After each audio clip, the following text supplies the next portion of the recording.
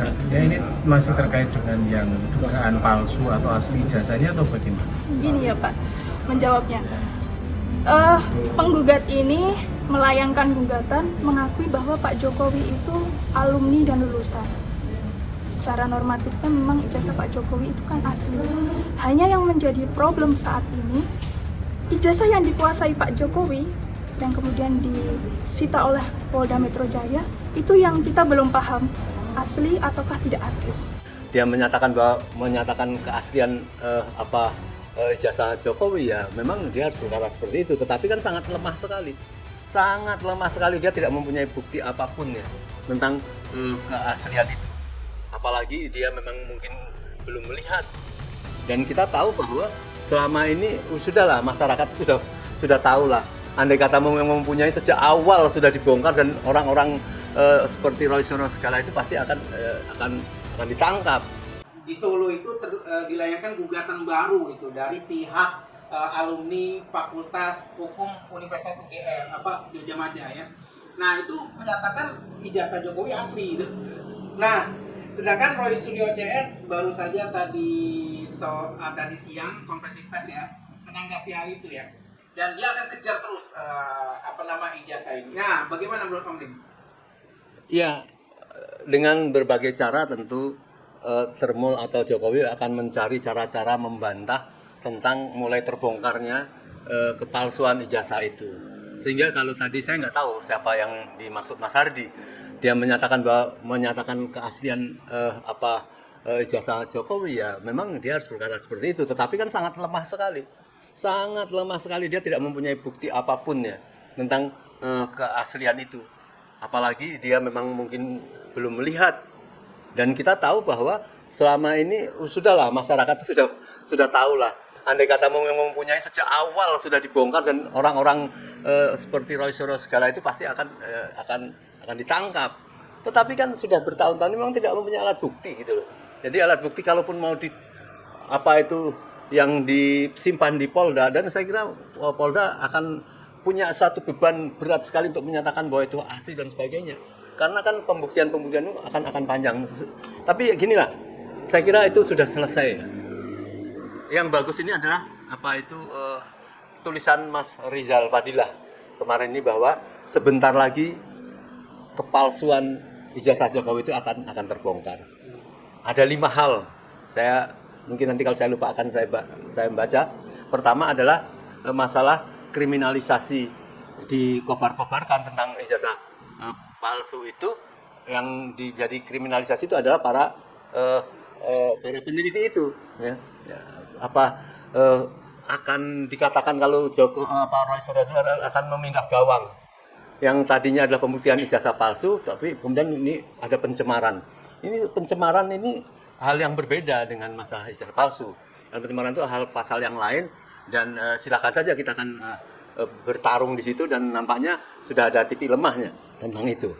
Yang kedua adalah ada tentang yang akan dikejar terus adalah tentang 3U, yaitu Jokowi, Pratikno, dan Eko Sulistyo, ya. Nah, ini semua kan akan dikejar dan mereka bisa menjadi orang-orang yang mengetahui tentang kepalsuan ijazah itu. Kemudian yang ketiga, mungkin akan lebih bagus kalau saya bacakan ya. Yang pertama kata Mas Rizal, pintu tuduhan pencemaran dan fitnah. Ini perjuangan untuk membalikkan kriminalisasi di Polda Jaya yang menjadi perbuatan kriminal Jokowi. Kelak JPU di persidangan didorong agar akan membuktikan bahwa ijazah Jokowi yang disita polisi itu adalah asli.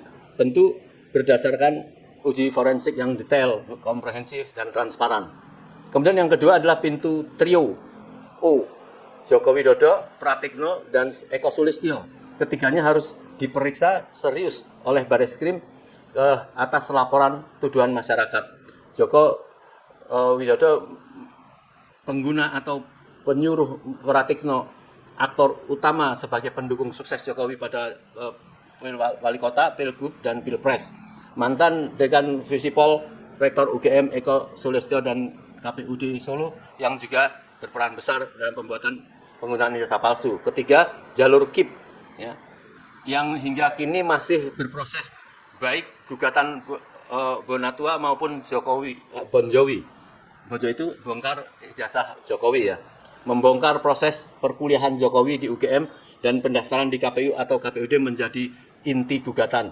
Hasil kejanggalan atau pelanggaran prosedur dapat dijadikan alasan hukum untuk pembatalan gelar dan ijazah Jokowi melalui PT UN. Keempat adalah jalur CLS ya, Dr. M. Taufik yang di Pengadilan Negeri Surakarta gugatan CLSS belum selesai gitu ya. Kemudian yang kelima adalah pintu pramuka, yaitu tentang pembuktian adanya ijazah produk pasar pramuka itu sangat bisa terang benderang sekali ya. Karena semua orang tahu pasar pramuka yang kemudian dibakar dan sebagainya, penghilangan jejak itu. Dan itu ada bukti-bukti awal tentang Eko Sulistyo itu, dia termasuk yang menggiat itu, termasuk beberapa teman-temannya. Saya kira itu yang nanti sebentar lagi akan mengkerucut dan akan terbongkar ijazah palsu itu, dan tentu saatnya Jokowi akan menjadi pesakitan. Saya kira itulah.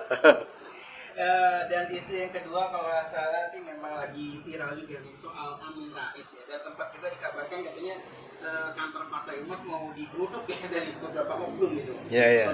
Ini kan akibatnya fatal ya soal skandal TNI ini Om. Nah gimana nanggapinya Om? Ya, saya kira kita harus berhati-hati untuk ada yang memprovokasi, ada yang ingin terjadi kegaduhan ini. Saya mendengar kemarin teman kita di Partai Umat itu memberikan berita kepada kita bahwa kantornya Pak Amin ya, saya tidak sebut kantor partai di mana, tetapi kantor Pak Amin akan digeruduk ya. Mungkin kan karena Pak Amin melakukan jawaban dari media tentang bagaimana tadi itu ya. Jadi yang jadi masalah kok cepat sekali Menkominfo atau Komdigi ya melakukan take down terhadap berita itu. Padahal itu adalah perkataan dari seorang yang bijak ya. Dan tidak ada orang mencurigai ada kebencian Pak Amin sama Prabowo. Pak Amin sama Pak Prabowo itu ada sejarah panjang ternyata, dan kita tahu bahwa pendukungan Partai Umat pun terhadap Prabowo. Dan yang kita tahu pula kemarin ada dialog di Madilog ya, antara Idrus Sambo ya, bercerita tentang bagaimana kedekatan Pak Amin dengan itu. Jadi sangat indah sekali. Yang ingin disampaikan sebenarnya kecurigaan atau Pak Amin ingin turut menjaga wibawa Pak Prabowo itu, mengapa masih bercokol orang-orangnya si Jokowi itu ya, baik menteri yang jumlahnya banyak itu yang tidak berani Prabowo itu mereshuffle, dan termasuk adalah Teddy itu. Nah, kalau ini orang tahu bahwa Teddy itu adalah orang dekatnya Jokowi, masa termasuk hal yang seperti itu diwariskan? Yang dikhawatirkan itulah menjadi mengontrol pemerintahan Pak Prabowo yang merugikan. Jadi dari sisi itu sebenarnya, bahwa kemudian ada teriakan-teriakan tentang Teddy seperti ini, Pak Amin kan tidak terlalu menggubris itu. Tetapi andai kata memang teriakan di masyarakat seperti itu, ya pecat apa untungnya bagi Pak Prabowo gitu loh. Kalau itu berbahaya untuk rezim beliau, mengapa ragu? Yang menjadi kepastian bagi masyarakat, Jokowi ini orang jahat, orang yang selalu mengontrol. Masa presiden barusan terpilih menanamkan 17 menteri harus digunakan, dan isinya ya menteri model-model gitu, model-model Bahlul dan lain sebagainya itu ya. Dan ada maaf saya nanti salah, Bahlil namanya Bahlil.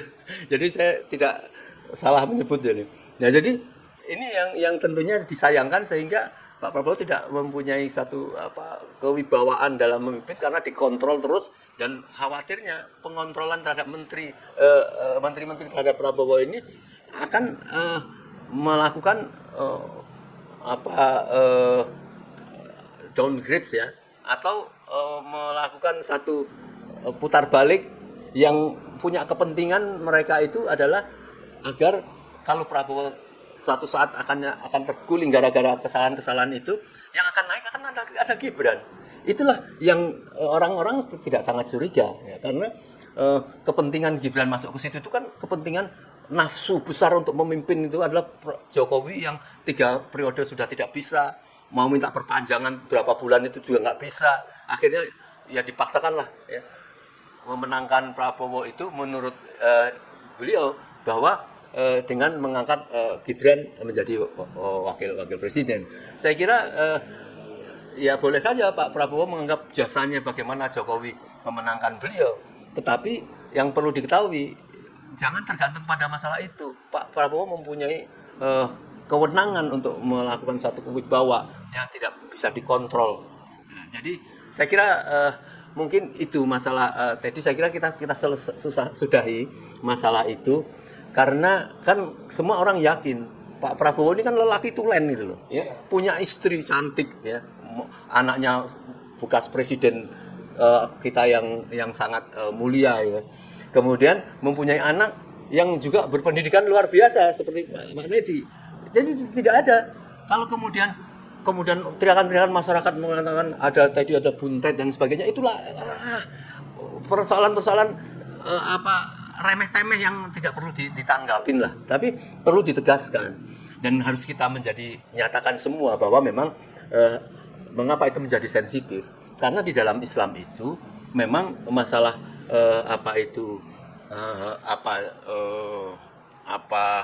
saya nggak enak kalau mengatakan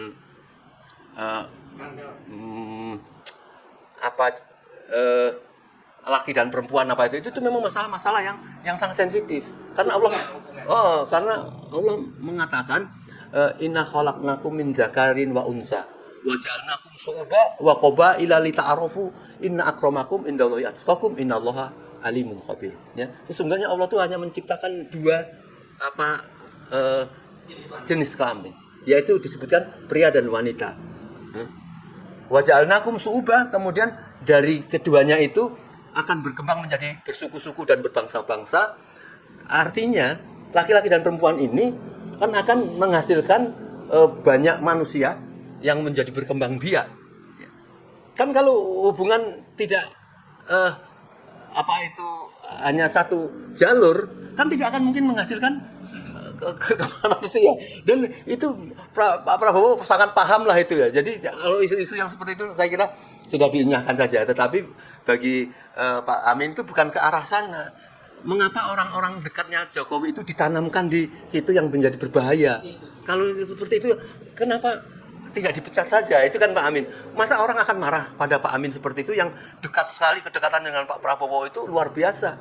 Mulai di Yordan, mulai di bagaimana saya, kecuali cerita dari Idrus Sambo, saya juga dengar bahwa Pak Amin itu menceritakan kehebatan Prabowo kepada Presiden Iran, kepada Gaddafi dan sebagainya. Itu kepercayaannya itu.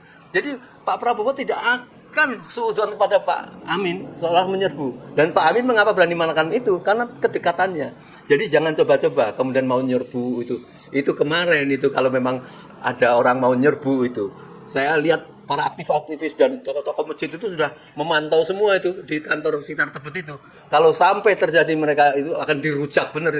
Jadi hentilah kan, janganlah kita terpancing dengan hal-hal yang seperti itu. Ya Mas Adri. Iya, waktu awal skandal Teddy ini sebelum Pak Amin berkomentar kan, memang awalnya itu dari video ulang tahun di Paris.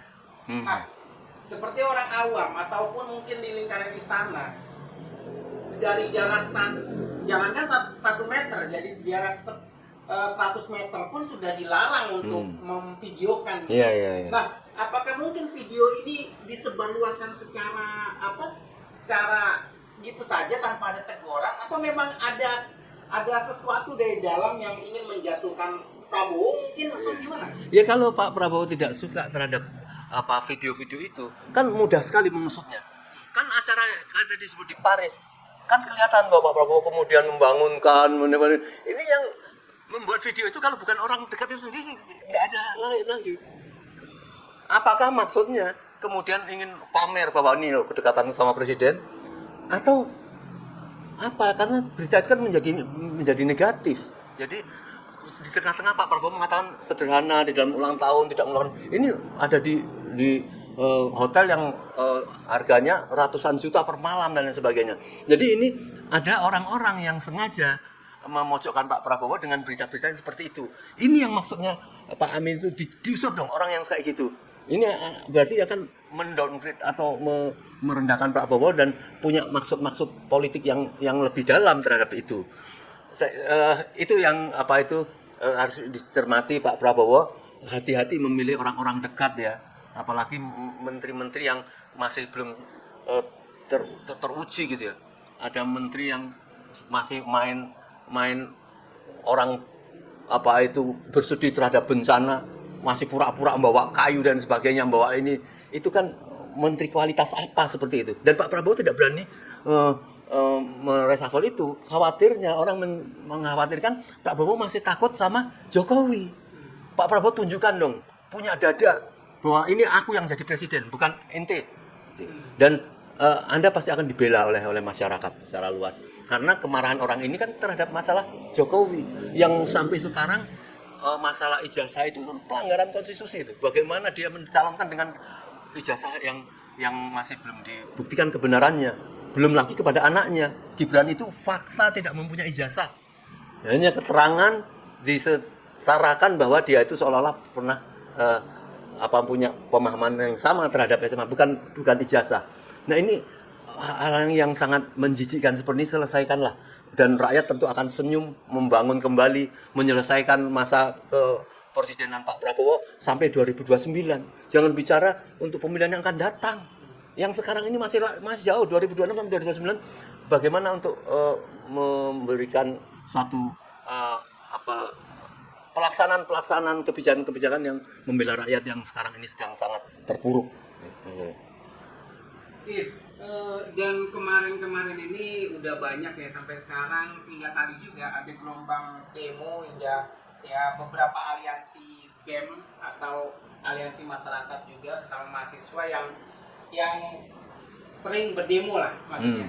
Nah, tapi di dalam situ tidak ada narasi tentang Gibran sama sekali gitu. Nah, sedangkan yang ada adalah ini rezim Prabowo. Dengan adanya skandal Teddy, dengan adanya gelombang demo, itu ada kemungkinan ada pihak yang sebelumnya berkuasa ingin berkuasa lagi. Iya, tadi sudah saya sampaikan bahwa kepentingan Gibran naik itu sebenarnya ingin mempunyai agenda untuk memimpin bernafsu, bagaimana menikmati kekayaan secara ilegal itu bapaknya itu. Jadi kalau ada kemungkinan nggak itu, ya ini udah pasti. Kalau Profesor Koni di zaman mengatakan bahwa Pak Prabowo itu cuma 2 tahun, itu kan informasi intelijen yang tidak ecek-ecek gitu loh. Jadi itu ada kemungkinan. Dan yang kedua kemungkinan ada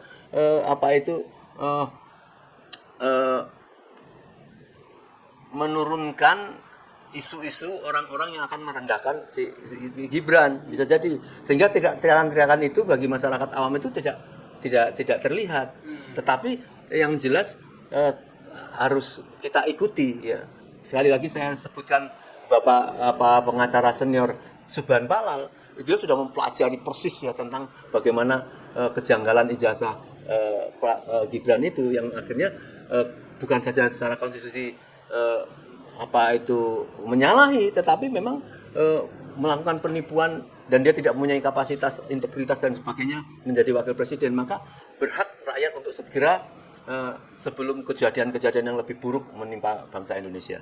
Iya, tapi kan biasanya si rakyat itu tidak peduli soal urusan politik tingkat tinggi begitu ya.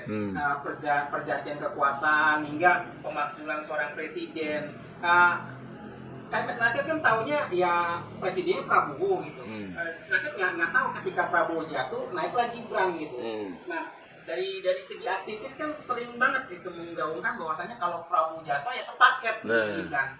Nah, apakah memungkinkan harus sepaket? Sementara rakyat awam tuh nggak taunya dia langsung naik Gibran gitu, gimana? Ya, kalau menurut pasal di Undang-Undang UUD 45 pasal 7A dan sebagainya itu mempunyai tanggung jawab sendiri-sendiri antara personal presiden dan wakil presiden. Tidak mungkin orang yang mempunyai akhlak yang jelek, pembohong, dan berpikiran purno pada wakil presiden, kemudian ditimpakan kepada, jadi atau sebaliknya Pak Prabowo bisa jadi dituntut pada rakyat yang memang kesalahan-kesalahan dia. Jadi paket itu maksudnya adalah paket secara politik, tapi tidak saling memberatkan secara pribadi.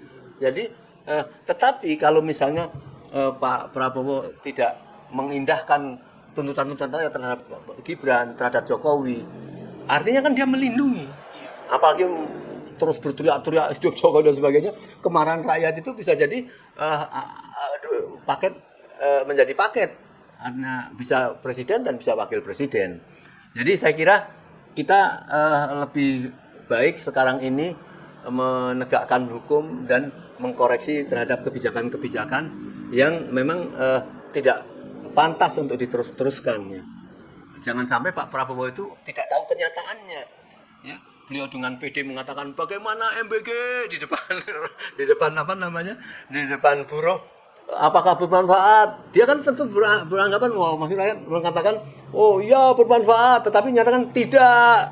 Ini kan kasihan sekali, sampai saya lihat mukanya Pak Jumhur itu pucat sekali. Ya, bagaimana orang sebanyak itu mau diatur.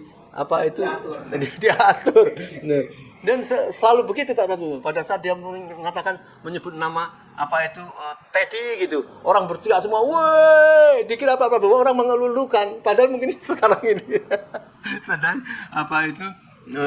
mengejek gitu. Nah, jadi hal-hal yang suka salah sangka terhadap ini itu kasihan Pak Prabowo. Ini orang-orang yang di sekelilingnya ini cuma menikmati fasilitas saja. Saya kira inilah Pak Prabowo masih punya kesempatan ya, karena saya lihat para orang-orang pengkritik para orang-orang hebat guru besar itu belum sampai berpikir untuk seperti itu. Tapi melihat memang apa yang dikatakan atau yang diorasikan Pak Prabowo di dalam pidato-pidatonya itu hanya sekedar omong-omong, tidak ada yang terbukti dan tidak mempunyai metodologi untuk memaparkan apa yang menjadi agendanya itu. Itu yang mesti kita amati. Oke, jika nanti ada pergolakan sekaligus closing statement. Nah, nasihat Om nasihat Om terhadap situasi ini untuk rakyat ini gimana? Ya, jadi begini, saya sangat memberikan satu surprise ya kepada masyarakat yang nampaknya kayak gini, tetapi kedewasaannya luar biasa. Bayangkan orang tahu ya, bagaimana beliau menjadi presiden itu karena diusahakan oleh Jokowi, dan orang tahu bagaimana cara-cara Jokowi untuk memenangkan sesuatu itu kan dia menggunakan macam-macam ya. Parcok digunakan, bantuan bansos digunakan dan sebagainya. Dan lebih menggelikan lagi kalau film di revote yang dilakukan oleh Ferry Amsari dan sebagainya itu kan satu yang terang benderang. Jadi bersyukurlah Pak Prabowo, rakyat yang nampaknya sudah mengetahui tentang hal itu, tetapi dia tetap menjunjung, udahlah jangan bikin kegaduhan, perbaikinlah program-program penyelamatan bangsa ini, mestinya itu didengarkan. Tetapi kalau kemudian Bapak malah memberikan satu pendapat yang berlawanan dengan rakyat, tidak didengarkan oleh rakyat, itu ya akan mungkin saja orang menebak atau memperkirakan akan terjadi reformasi jilid 2 ya. Yang dulu ada bulan Mei 98 akan terjadi di Mei lagi ini nanti pada 2026. Ini kan sudah bulan Mei. Nah, itu terlihat. Jadi tidak boleh. Maka itu orang-orang dekat ini harus menyelami ke bawah, mengajak dialog kepada orang-orang yang katakanlah dituduh oposisi, pengkritik dan sebagainya.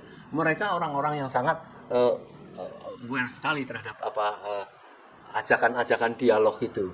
Jadi supaya tidak timbul kegaduhan, karena rakyat juga sudah capek. Pemilu ini biayanya besar sekali ya. Kalau memang pemilu model-modelnya itu nggak usah pemilu lah, udah tentukan saja siapa menangin lah. Ngapain pemilu kalau mau bohong-bohongan kayak gitu loh. Jadi saya kira itu Mas Adi.